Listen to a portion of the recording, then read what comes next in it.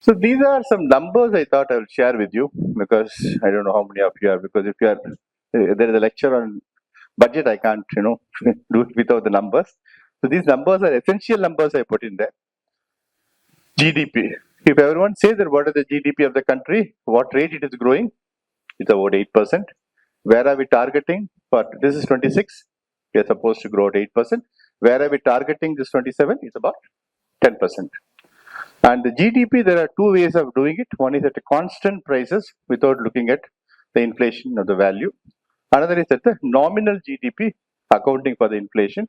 Nominal GDP will be always more than the GDP at a constant prices. So if we calculate GDP at constant prices, it is growing at around 7.4%. So inflation around 2%. It will oscillate between 2 to 4%. Fortunately for this government, inflation has been kept under control. That is why there is no pressure on what? What impact that will have? Any idea? The monetary policy. If you look at the monetary policy, the rates are generally brought down to make sure that people tend to buy more because they have more money in the hand rather than putting money in the bank. So our monetary policy is all over the world. People have been comparing India with other countries. We don't have pressure to reduce the interest rate. Our interest rates, if you look at it, is hovering around 5.25%. So that is where we have been maintaining. Another important ratio is tax to GDP ratio. If the tax department has been collecting a lot of taxes, are we good enough in collecting the taxes? Is one question all of you pose. We all can say the numbers. Okay, now income tax is collecting some 28 lakh crores, and GST is collecting some 14 lakh crores. All that you can say, but at the end of the day, the indicator is what is tax to GDP ratio. Ultimately, whether it is commensurate with the GDP growth. So if we calculate the GDP to tax, direct taxes, DT mean direct tax. The direct tax is what? Income tax and corporate tax. And what is IDT is the indirect taxes. Indirect taxes, customs and the GST. So to that extent, the direct taxes contribute to 6.9% of the GDP. Indirect taxes contribute about 4.3. Overall, which should be higher? Direct or indirect? Direct should be higher. Why? Because it's a progressive taxation. Indirect taxes is not progressive because you are taxing everybody from rich to poor.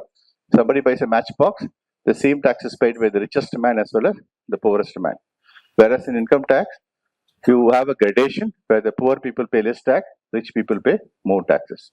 So that way every country will aspire to have a more direct taxes and a less indirect taxes. So if you look at the ratio here, they are also at 6.79% to GDP, that is 4.3% to GDP. Overall tax to GDP is something around 11.2%. So this is much lower than many developed countries. If you look at developed economies, OECD countries, US and Europe, there the tax GDP ratio is something between 20 to 25%. That means we are not collecting that much tax which we are supposed to collect. Anybody can tell me the reason why?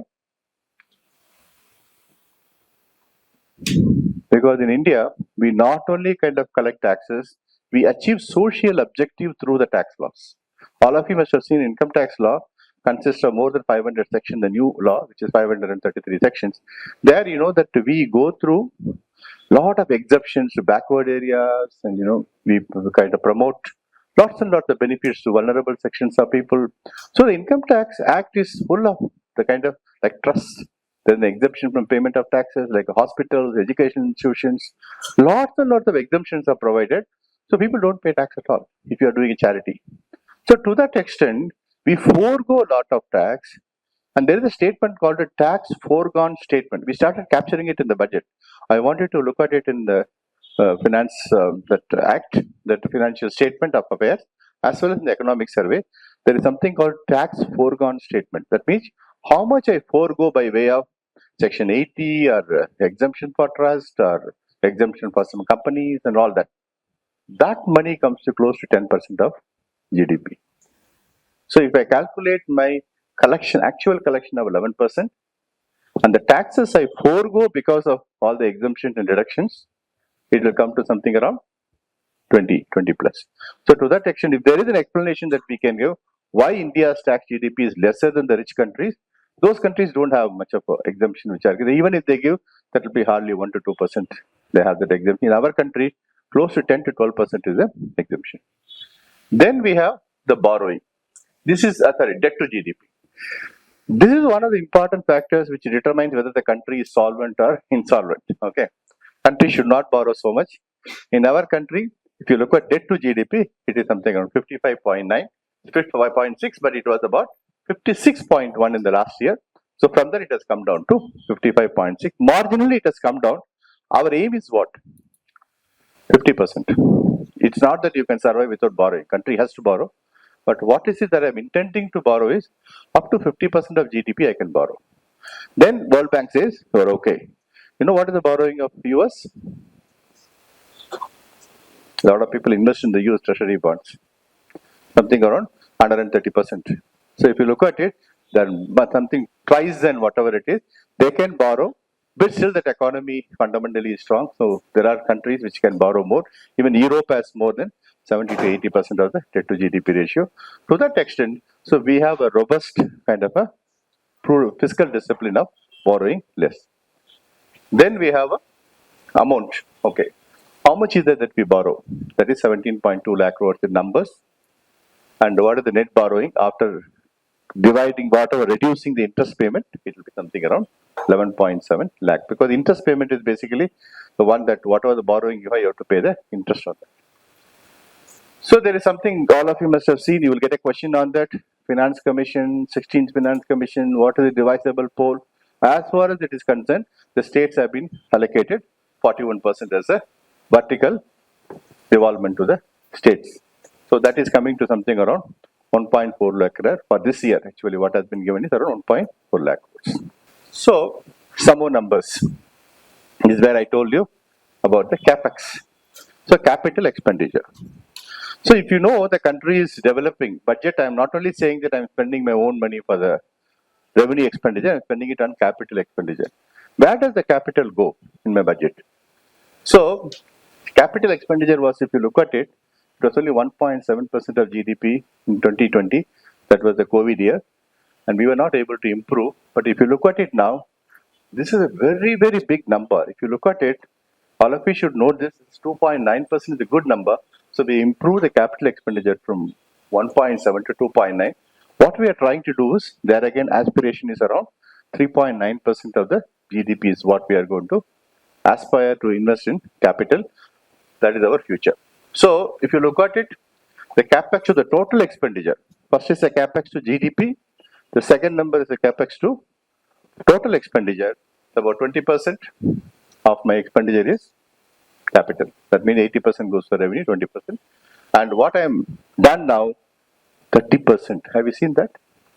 That means what? What is the trend now?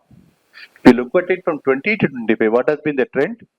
I am reducing the revenue expenditure, I am increasing the capital expenditure. To that extent, I am not wasting money on this revenue expenditure. Cutting down revenue expenditure is the biggest thing government can do. That means, if you look at a home budget, so it is like investing in your own house or land or jewelry is much more valuable than spending on your food and holidays and whatever, that your own consumables. So you want to reduce your consumable expenditure so that you have a saving there. The saving can be put to the long-term use, which can be beneficial to you and your family. So then, if you look at the capex, the numbers are the same. It is increasing 10% year on year. Where does it go? The road, that's the major 2.85 lakh crores. These are all lakh crores. Then railways, 2.52 lakh crores. So if you see this 10.52, half of the expenditure is going where? For the infrastructure of road and railways. So my capital is there to develop the infrastructure. Automatically, this will have a domino effect, because these things will help you to speedy transport of goods by good rail network as well as a good network of ports and whatever the roads. Then the defense, after this Operation Sindoor, the vulnerability. Earlier also we had these Chinese incursions. So we had this kind of a defense expenditure that is very much essential, that has gone up. That is 1.71 lakh crores. Then the transfer to states, as per the Finance Commission, it is about 1.66 lakh crores. These are the major expenditure if you look at it. primarily our capital expenditure is on road, railway, defense, and part of it goes to the states. The rest of this all is from telecom and housing and other expenditure. Thank you.